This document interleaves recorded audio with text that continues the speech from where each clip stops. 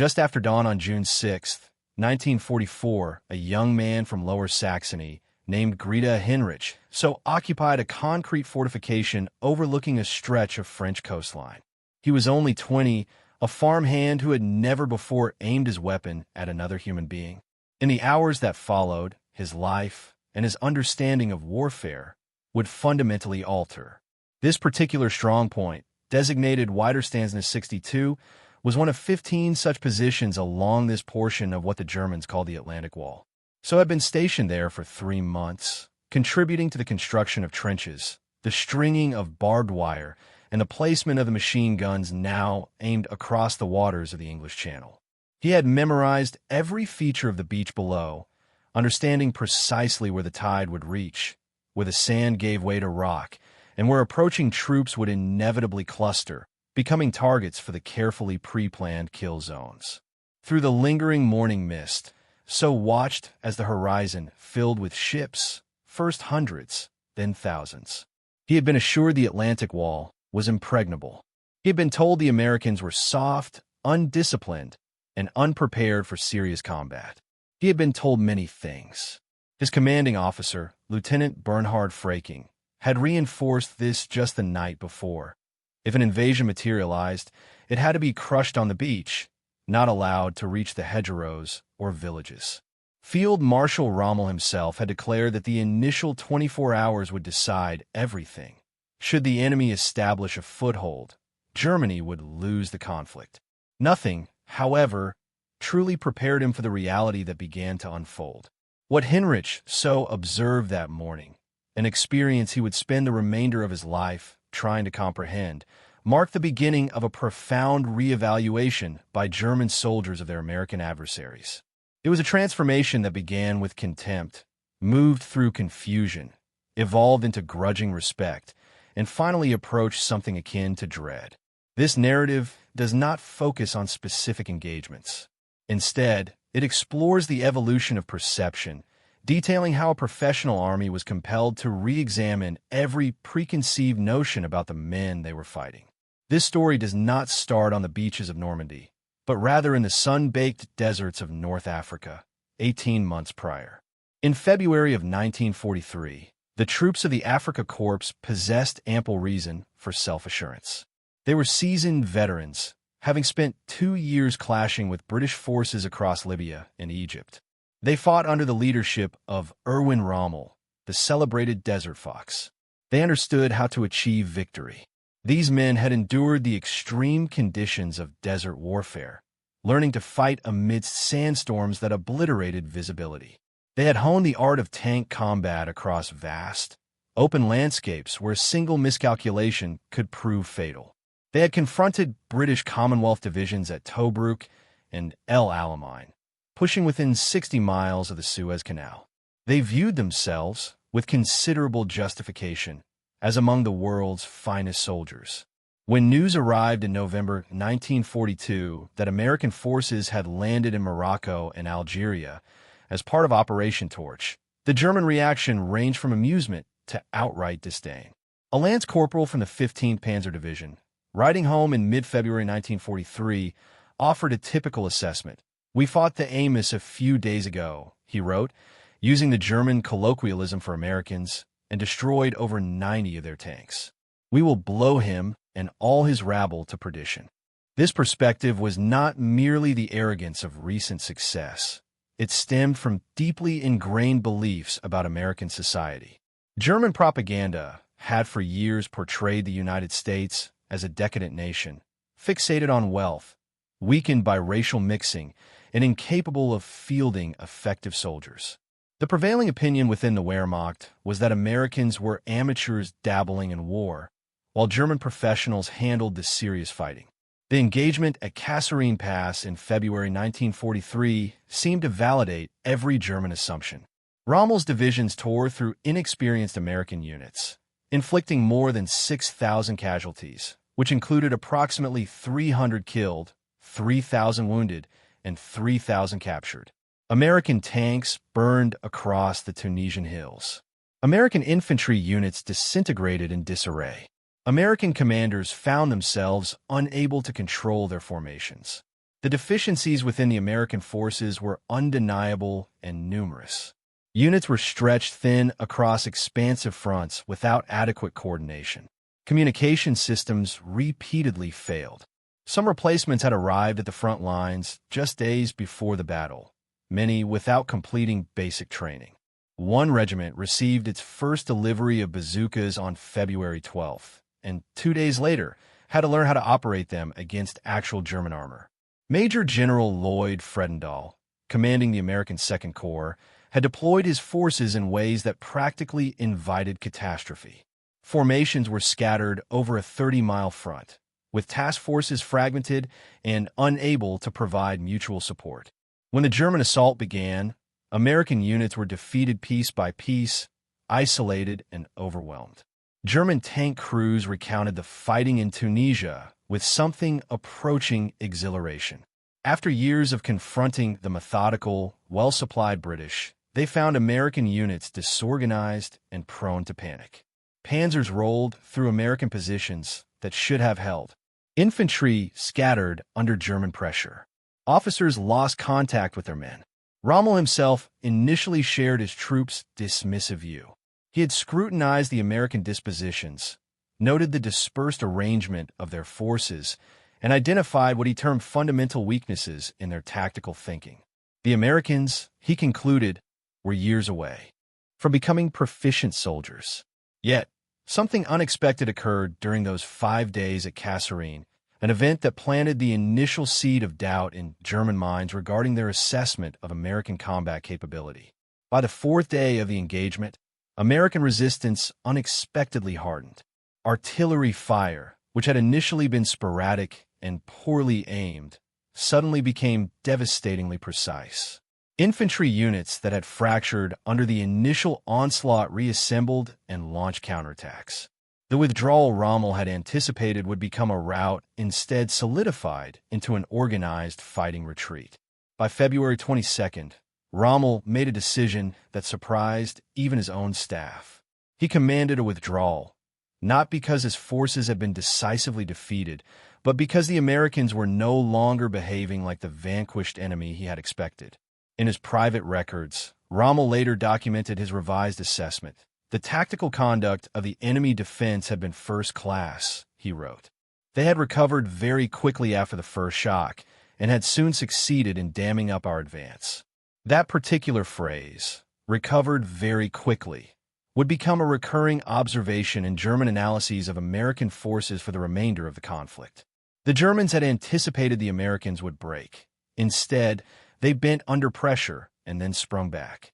What Rommel and his officers failed to perceive was the unseen mechanism of change already at work behind American lines. Within weeks of Kasserine, leadership changes began.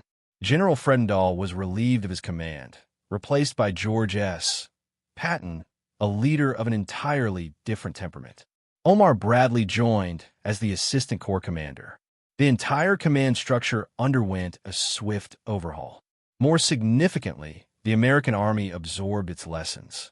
Officers who had witnessed the disaster meticulously analyzed the failures and rapidly implemented corrective measures. Dispersed units were consolidated.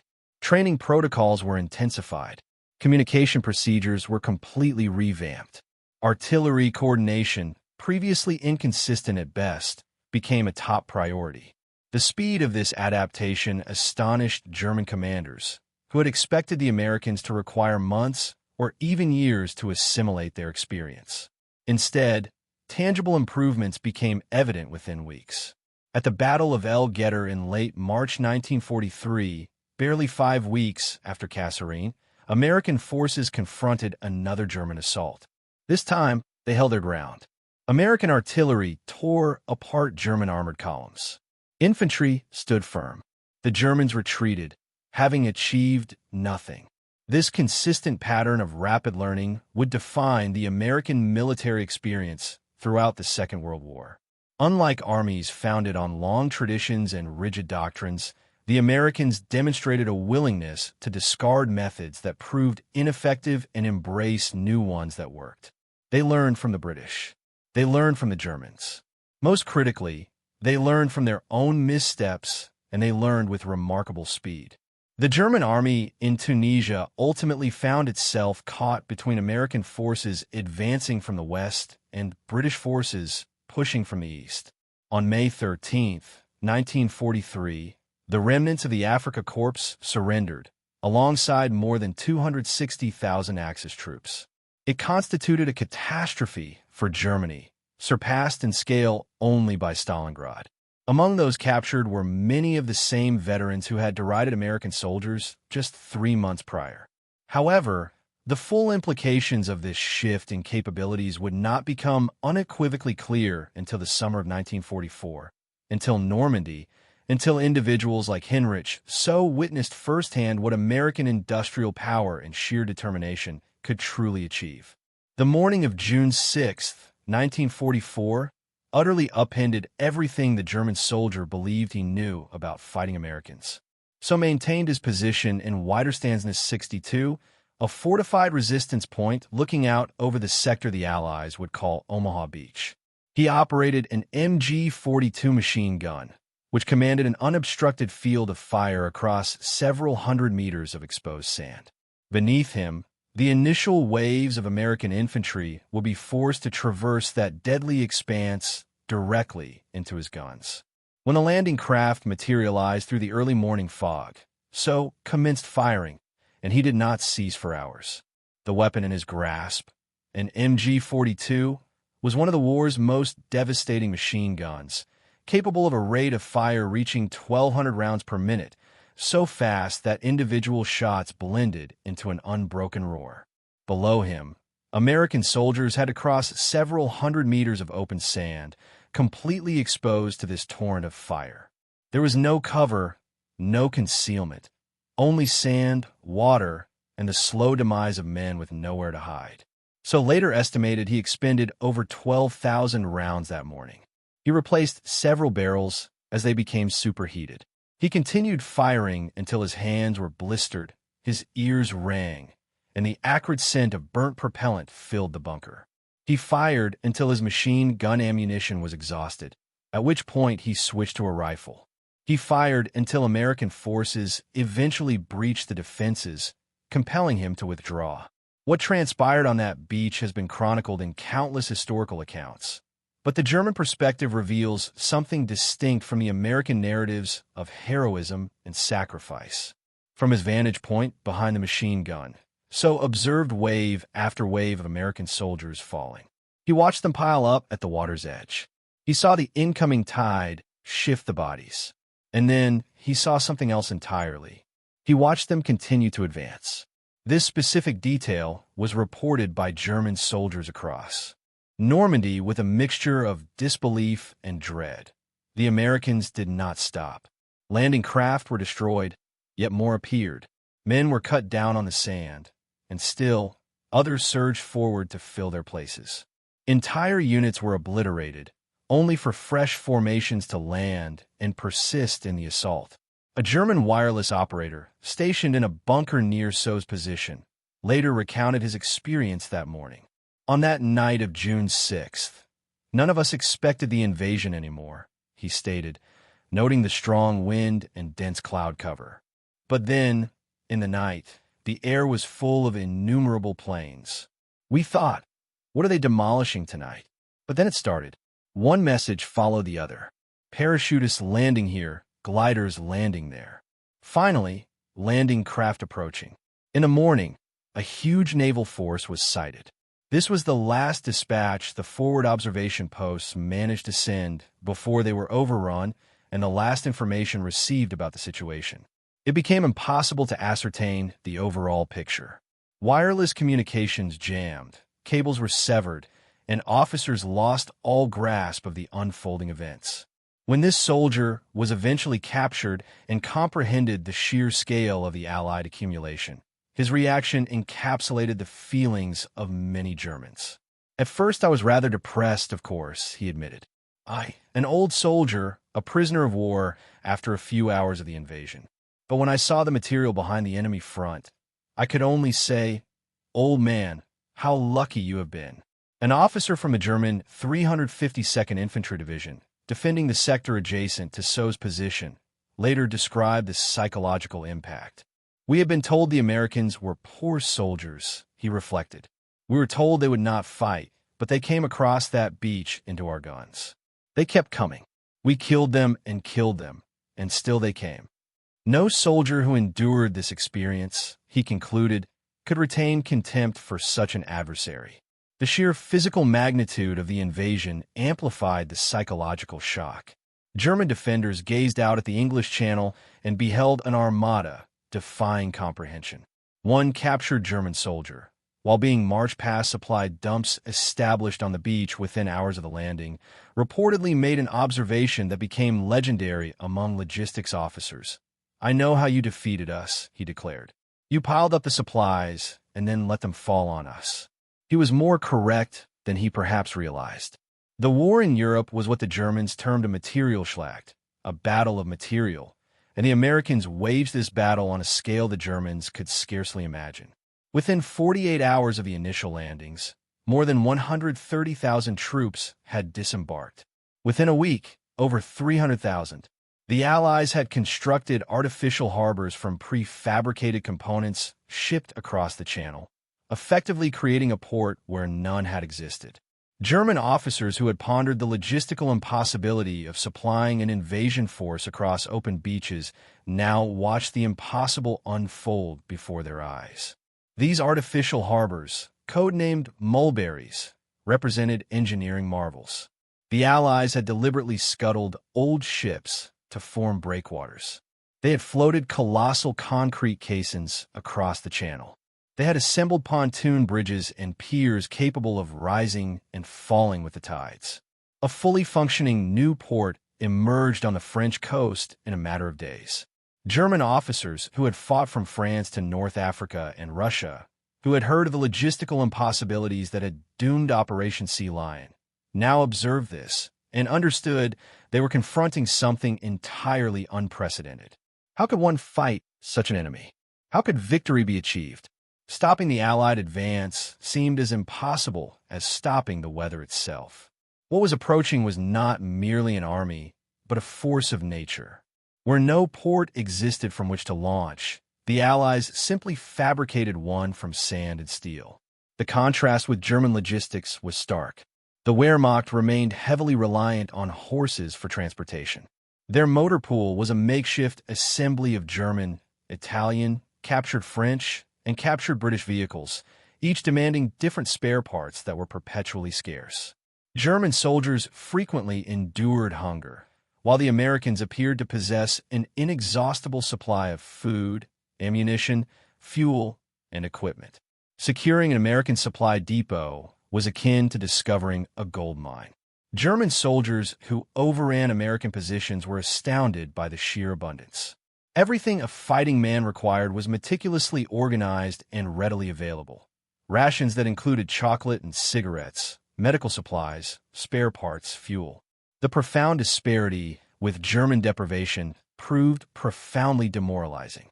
The German experience at Normandy necessitated a fundamental reevaluation of American military capability. Yet, it was not merely the material abundance that impressed German soldiers. It was also how the Americans fought once they had established themselves beyond those beaches. In the hedgerow country of Normandy, American infantry tactics evolved with a speed that alarmed German commanders. Units that had performed poorly in the initial days rapidly adjusted their methods within weeks. They devised new techniques for navigating the dense bocage. They integrated tanks, infantry, and engineers into cohesive combined arms teams. They learned to call in devastating artillery and air support with remarkable precision. The bocage terrain was ideally suited for defense.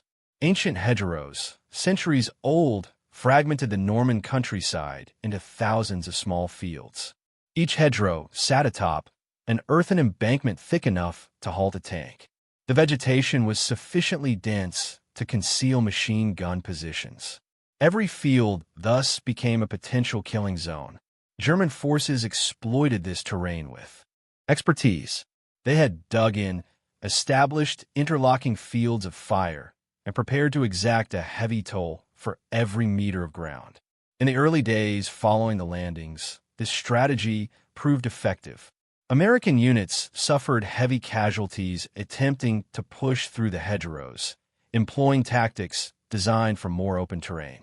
But then, the Americans adapted. Someone, the exact origin remains debated, conceived the idea of welding steel teeth onto the front of Sherman tanks. These teeth, ingeniously fashioned from German beach obstacles, allowed tanks to carve through the hedgerow embankments rather than attempting to climb over them, a maneuver which had exposed their vulnerable undersides to German anti-tank weapons. Within weeks, thousands of American tanks had undergone this modification. Infantry tactics evolved in parallel with the new equipment. Small unit leaders developed techniques for coordinated assaults on hedgerow positions. Artillery forward observers perfected methods for calling an accurate fire on concealed German positions. Engineers blasted openings for armored vehicles. Air support learned to operate more closely to friendly troops without causing accidental casualties. The Germans observed this rapid evolution with mounting alarm. They were accustomed to engaging adversaries who took months to adjust their methods. The British, in particular, had been notably slow to change. The Americans, however, changed in days. Ideas flowed upward from privates and sergeants to colonels and generals. Solutions that proved effective were immediately disseminated across units. The entire army seemed to learn and adapt as a single, interconnected organism. Field Marshal Rommel, now commanding the defense of Normandy, noted this adaptation with considerable concern. "The enemy's tremendous superiority in artillery," he wrote in a report to Berlin, "and even more in the air has broken the front open. Also in evidence is their great superiority in artillery and outstandingly large supply of ammunition." The American artillery system was unlike anything the Germans had previously encountered. It was not merely the sheer number of guns, though those numbers were formidable. It was the sophisticated manner in which these guns were employed. American fire direction centers could coordinate multiple batteries to fire simultaneously on a single target in what was termed time-on-target missions. All shells arrived at the same instant, affording enemy soldiers no warning to seek cover. German veterans spoke of American artillery with something approaching awe. Its accuracy was breathtaking. The volume was overwhelming, and it seemed to arrive everywhere, constantly, without end. One German officer recounted lying in a trench while American shells rained down for hours, unable to move, unable to fight back, merely waiting for the barrage to cease or for a shell to find him. The small Piper Cub observation planes utilized by American artillery battalions became potent symbols of impending destruction. German soldiers quickly learned that if one of these tiny aircraft circled overhead, their position had been spotted and artillery fire was imminent. The Germans referred to them as their most hated enemies, often more feared than tanks or infantry. Air power compounded the artillery advantage.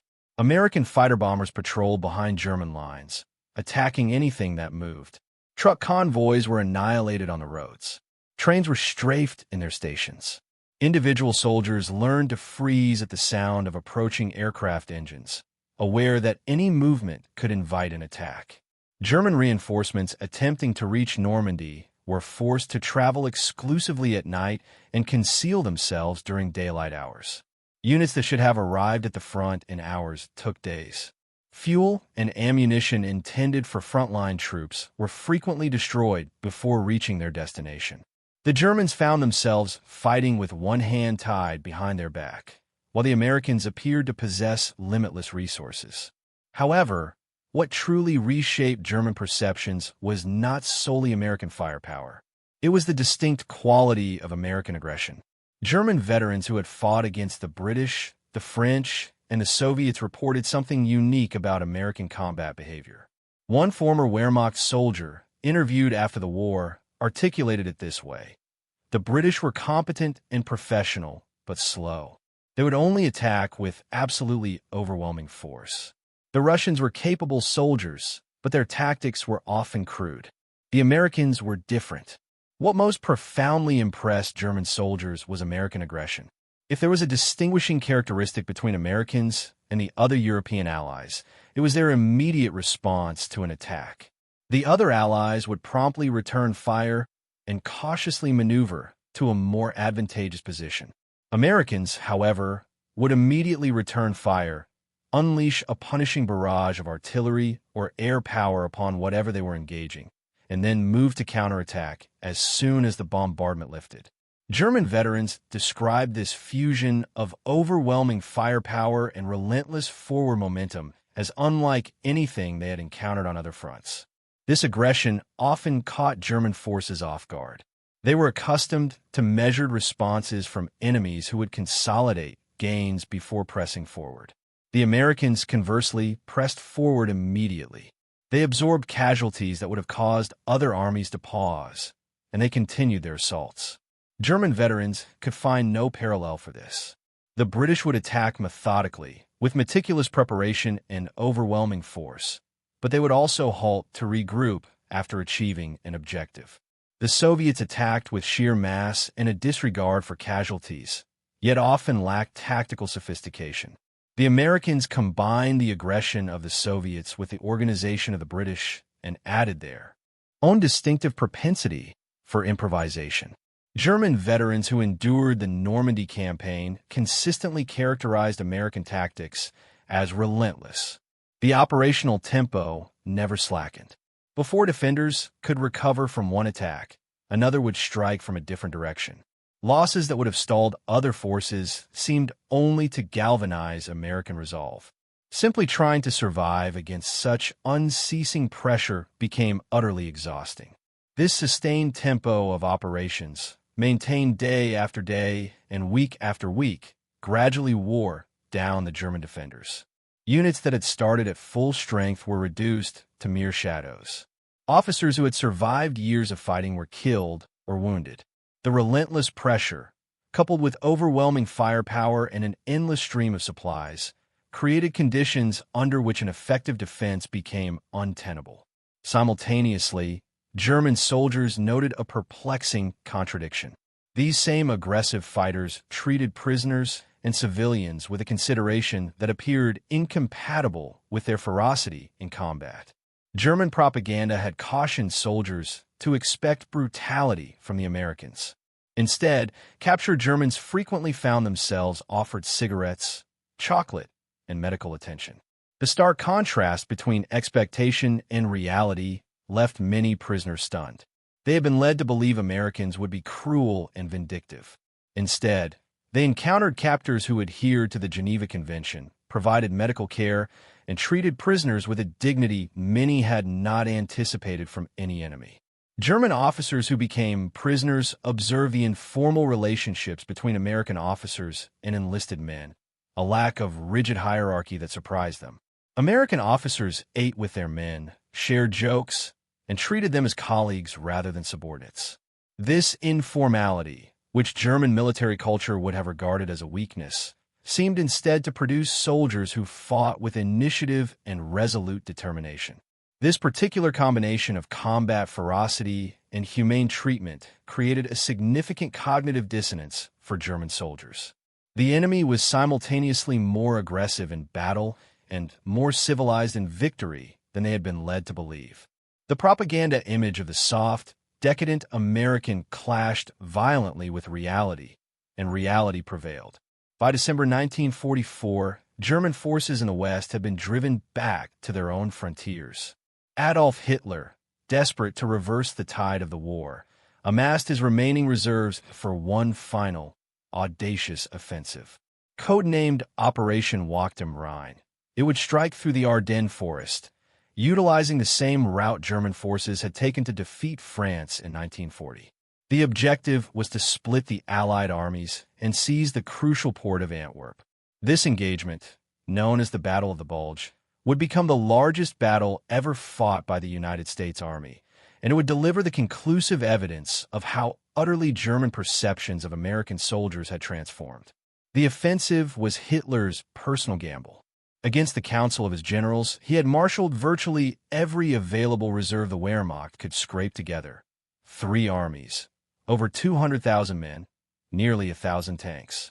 The goal was audacious: to pierce the Ardennes, sever the Allied armies, capture Antwerp, and compel the Western Allies to negotiate. German commanders harbored deep skepticism. Field Marshal Gerd von Rundstedt and Field Marshal Walter Model both believed the plan was overly ambitious given the available resources. Model reportedly informed subordinates that the plan had no more than a 10% chance of success, but Hitler would brook no objections. The attack would proceed. On December 16, 1944, over 200,000 German troops, supported by nearly 1,000 tanks, launched a surprise attack against American positions thinly spread across 85 miles of the Ardennes. The timing was meticulously planned. Hitler had waited for weather conditions that would ground Allied aircraft. Heavy fog and snow blanketed the region, neutralizing the air superiority that had devastated German forces in Normandy. The initial assault achieved complete tactical surprise. American units, many of them inexperienced or exhausted from previous fighting, were overwhelmed. In some sectors, German forces advanced 50 miles in the first few days. The surprise was absolute. Allied intelligence had completely failed to detect the massive German buildup. Commanders, who should have been alert to the possibility of attack, had convinced themselves the war was nearing its end.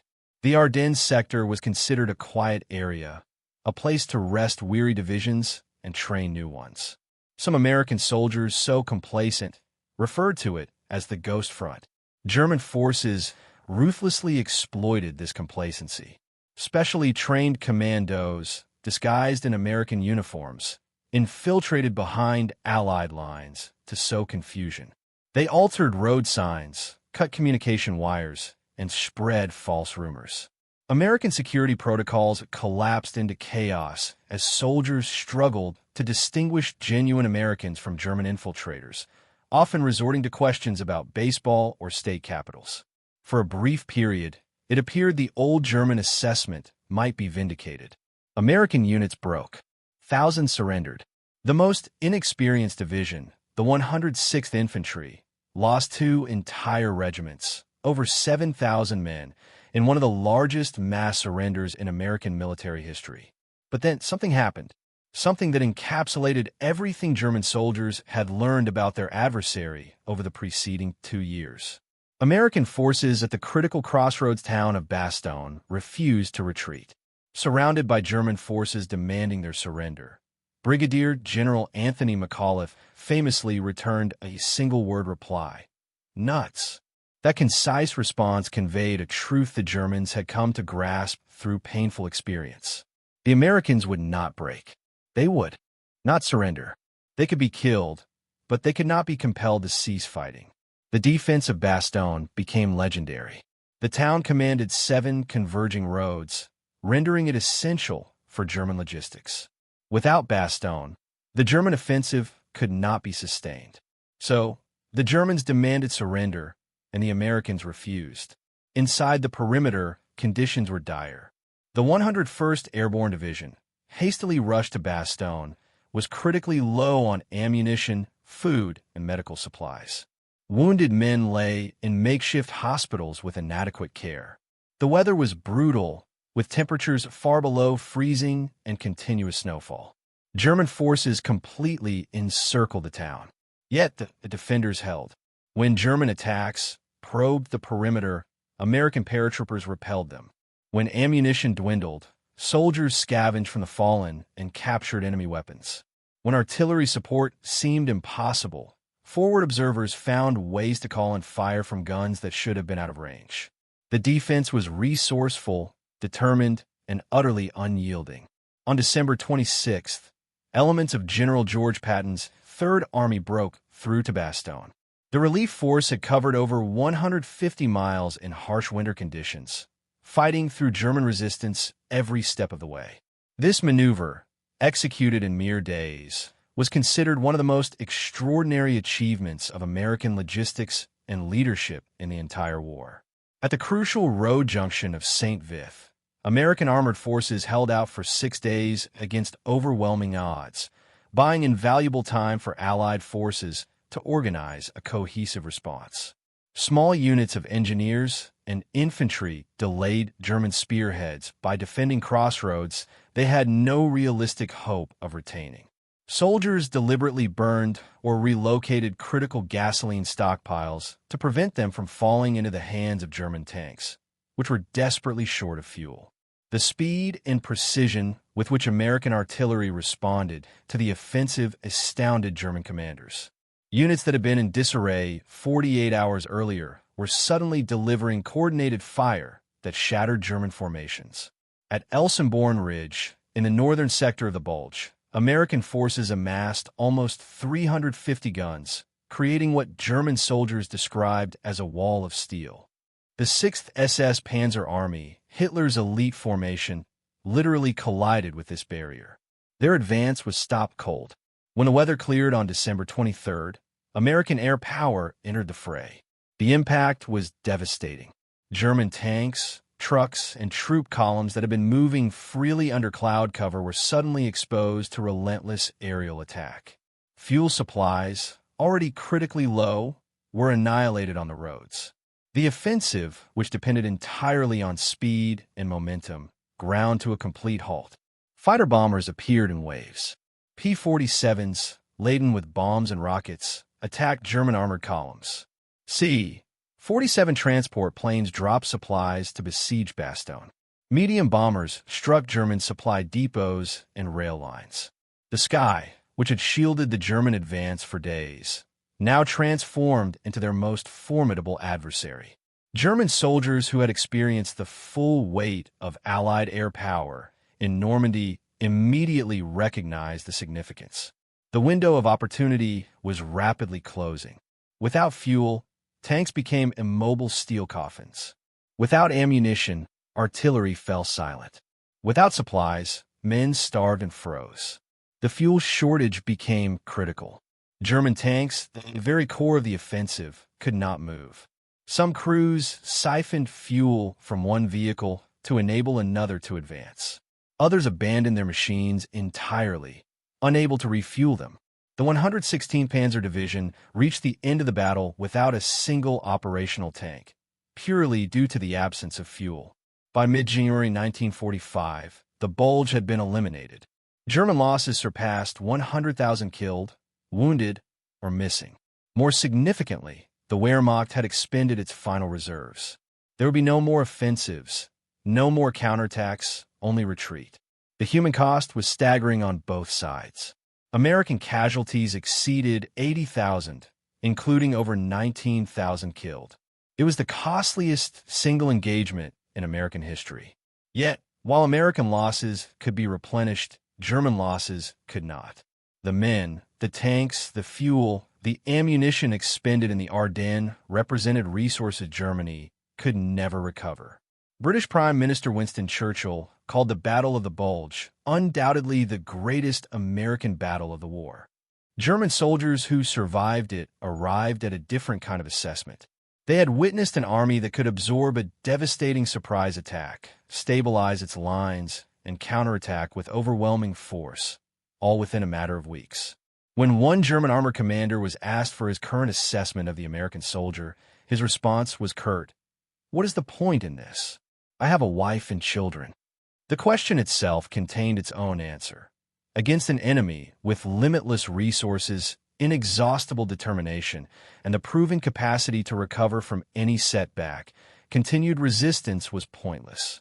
By spring 1945, German soldiers were surrendering in unprecedented numbers.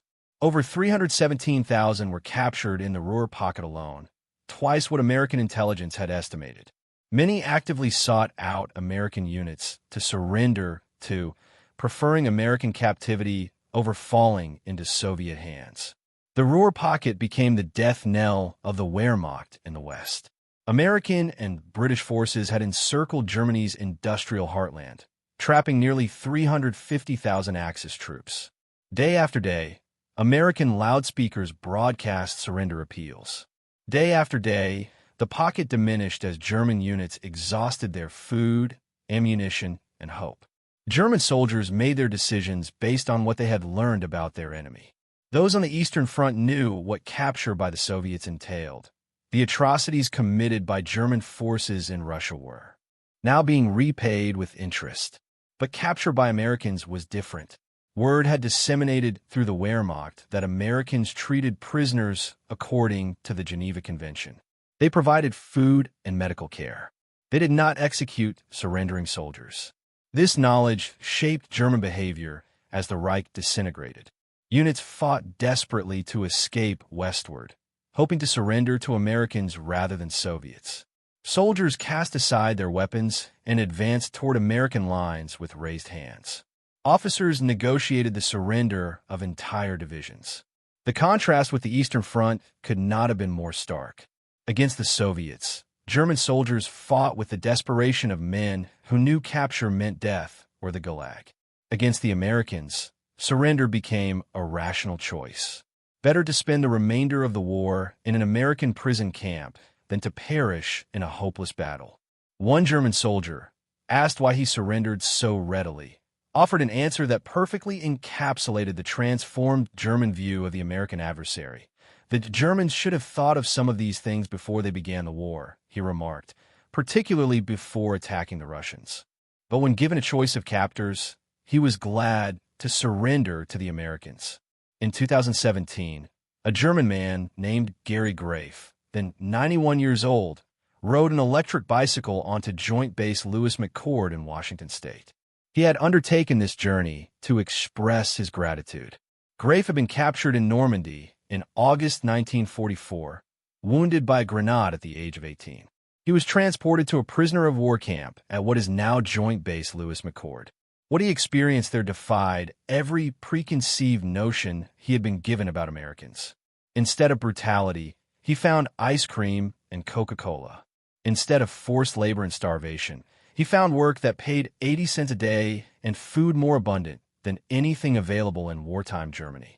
He later wrote about standing before a shop in the prison camp, trying to decide whether to purchase ice cream or Coca-Cola, and suddenly realizing how incredibly fortunate he had been to be captured by the Americans rather than the Russians. Grafe's experience was not unique. Across the United States, German prisoners of war were held in camps that many remembered as the most comfortable period of their wartime experience.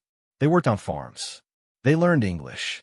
Some formed friendships with American guards and local civilians that endured for the rest of their lives. Over 400 prisoner of war camps dotted the United States during World War II, housing nearly 400,000 German prisoners at their peak. These camps became small German communities in the American heartland. Prisoners produced newspapers in German. They organized orchestras and theater groups. They played soccer on fields enclosed by barbed wire. Many American farmers came to rely on German prisoner labor. The prisoners harvested crops, cleared land, and performed agricultural work that American men, who had gone off to war, could no longer do. Some farmers developed genuine respect for the work ethic of their German laborers. Some Germans were surprised to discover that the American hatred they had been led to expect simply did not exist. The treatment, of course, was not flawless. Conditions varied from camp to camp. Some prisoners faced hostility. Some endured abuse. Yet, compared to what prisoners of war experienced elsewhere in the world, including what prisoners held by Germany experienced, American POW camps were remarkably humane. Food was plentiful. German prisoners ate the same rations as American soldiers. Medical care was provided. The work was often strenuous but not punitive. Educational programs were available. Religious services were permitted. The contrast with the starvation, brutality, and murder that characterized German POW camps for Soviet prisoners was absolute. Some German prisoners actually gained weight during their captivity. This detail, seemingly trivial, became symbolic of the American approach. The Americans possessed resources to spare. They could afford to treat even their enemies well. This abundance was itself a demonstration of national power that impressed German prisoners far more than any propaganda could have achieved.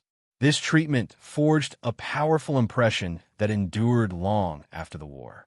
German veterans who had fought against Americans frequently spoke of their former enemy with a respect that surprised younger generations. They had anticipated monsters and instead found human beings. They had expected barbarity and instead encountered a strange combination of overwhelming violence in battle and genuine decency in victory. Hinrich So, the machine gunner from Omaha Beach, survived the conflict. He returned to farming in Lower Saxony, attempting to banish the memories of June 6, 1944. But the images remained. For years, So spoke to no one about his experience on that beach. He lived his life, married, raised a family, tilled the land. But at night, the scenes returned. The landing craft, the soldiers rushing through the surf, the bodies accumulating on the sand, the unending roar of his weapon. In 1959, So encountered a series of magazine articles about D-Day, penned by journalist Paul Carell. Reading through the accounts, he noticed something peculiar. None of them mentioned the section of beach he had defended. The position that he knew had inflicted devastating casualties on the American assault had simply been omitted from the narrative. So contacted Carell, who recognized him as a valuable eyewitness. Through the journalist connections, So was able to reach out to other veterans who had defended the same sector.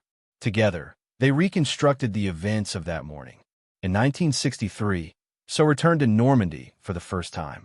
He visited the American cemetery, overlooking the very beach where he had fired his machine gun. He walked among the white crosses, marking the graves of men he may have killed, and he wept.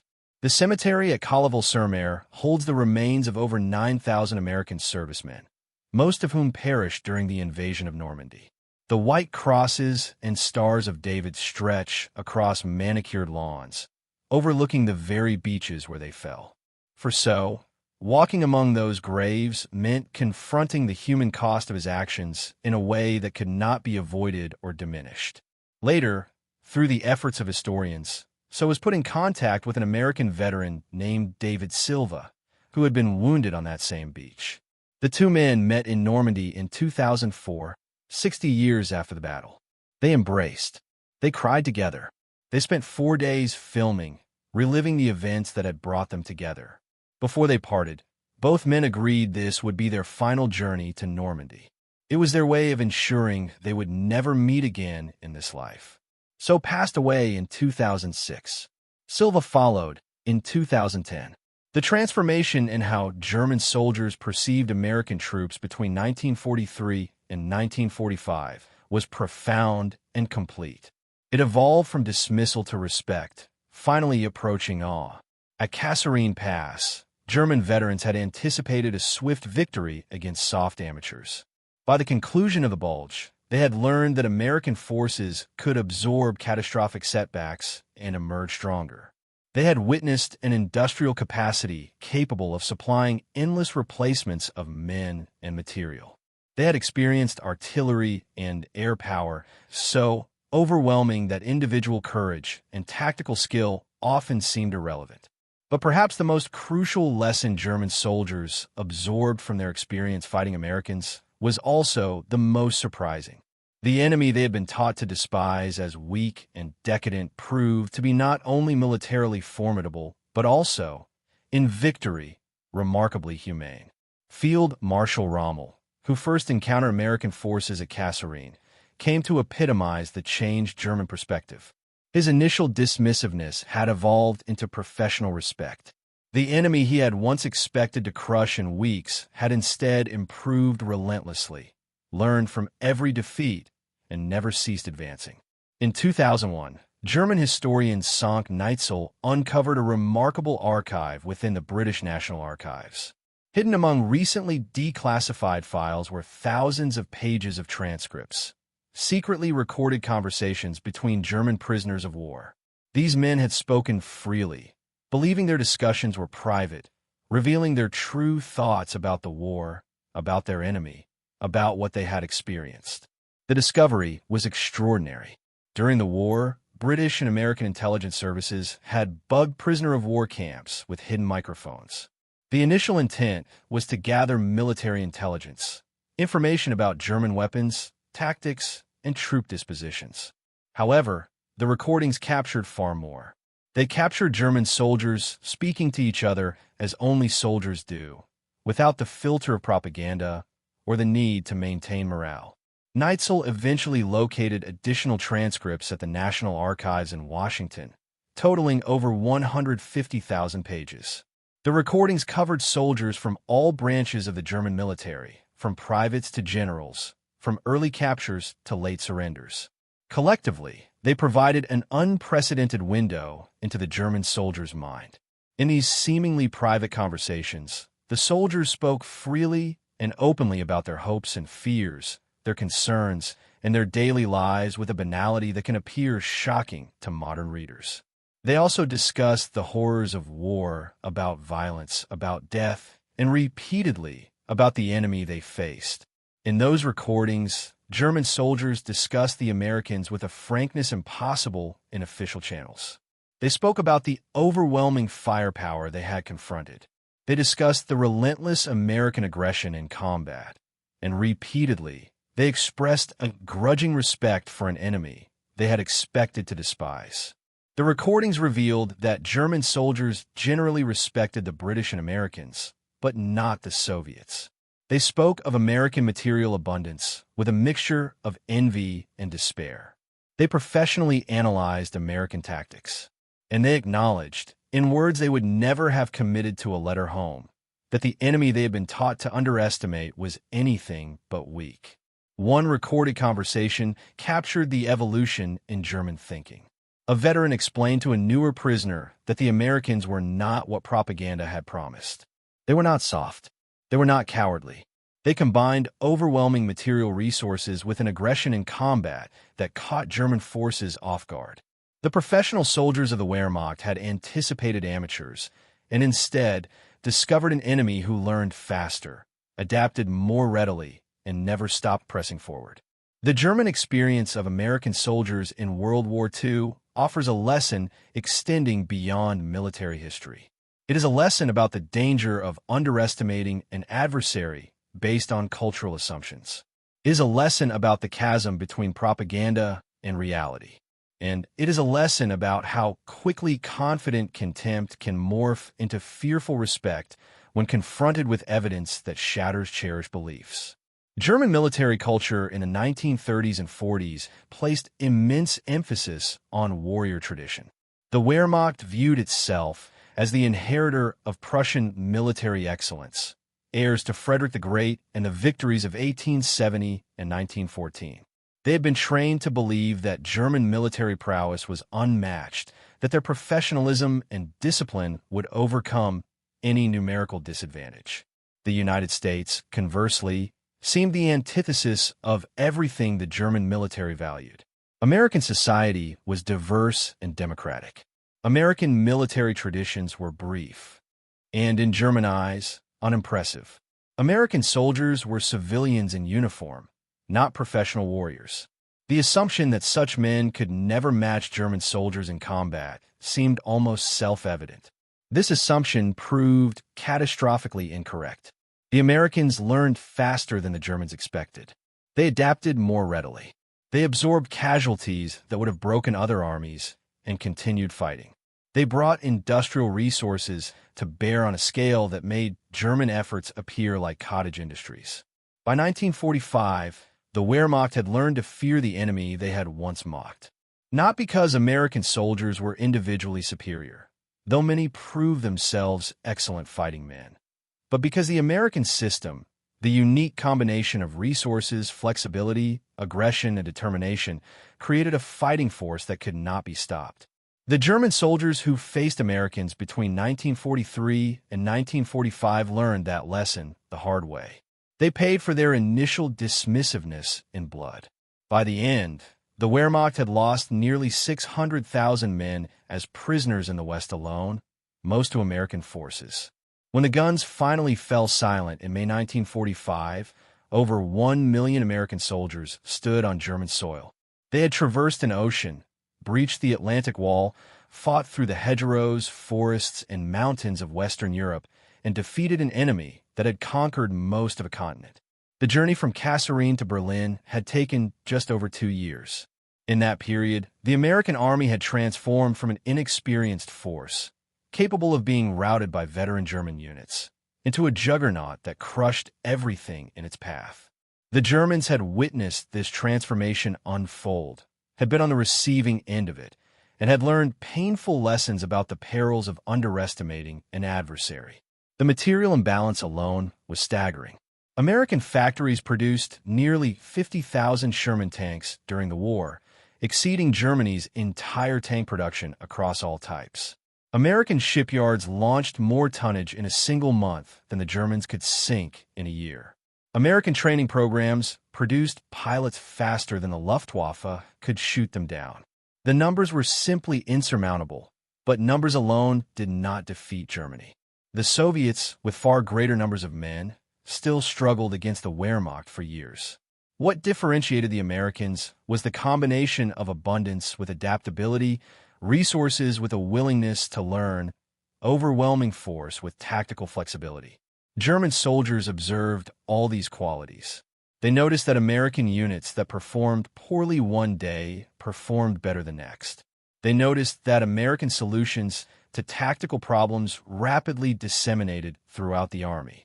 They noticed that American commanders were willing to experiment with new approaches rather than rigidly adhering to doctrine that was failing.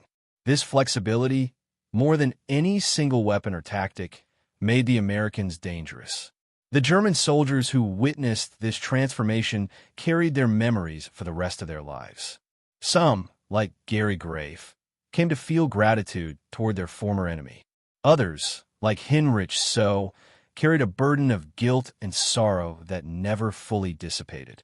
All of them had been forced to abandon the comforting certainties of propaganda and confront an uncomfortable truth. The Americans were not what they had been told. They were something far more formidable. And by the time German soldiers understood this, it was far too late. That is the lesson which emerges from the German experience of American soldiers in World War II. Perceptions formed in ignorance can persist only until they clash with reality. And when that collision occurs, the awakening is often brutal, final, and irreversible. The veterans who survived that collision on both sides spent the remainder of their lives processing what they had endured. Some found reconciliation, like So and Silva, meeting 60 years after having tried to kill each other. Some found peace, like Grafe, traversing an ocean to simply say thank you. Some never recovered, haunted by memories that no passage of time could diminish. But all of them, German and American alike, understood something that can only be learned through direct experience. They knew what were truly costs. They knew what men are capable of, both the worst and the best. And they knew that the enemy they had been taught to hate was, in the end, made of the same flesh and blood, and possessed the same hopes and fears as themselves.